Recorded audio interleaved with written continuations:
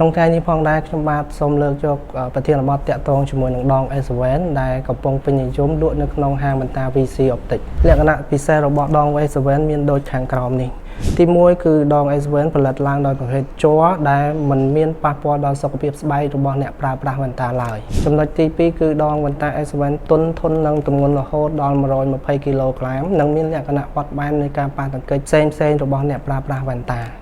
ចំណុចទី3គឺដងវ៉ែនតា S7 គឺទន់ស្រាលងាយស្រួលពាក់និងជាជម្រើសដ៏ល្អបំផុតសម្រាប់អ្នកប្រើប្រាស់វ៉ែនតាមុនដំបូងចំណុចទី4គឺតាក់ទងជាមួយដងវ៉ែនតា S7 គឺមានជម្រើសពណ៌ជាច្រើនសម្រាប់តម្រូវការមិត្តជួរវ័យដែលចង់ប្រើប្រាស់ចំណុចទី5តាក់ទងជាមួយដងវ៉ែនតា S7 គឺងាយស្រួលប្រើមិនមានខ្ចៅដូចប្រភេទដងវ៉ែនតាដទៃទៀតហើយនិងងាយស្រួលក្នុងការដកដាក់ជាចុងក្រោយសម្រាប់បងនិងមិត្តជួរវ័យដែលចង់បានដងវ៉ែនតា S7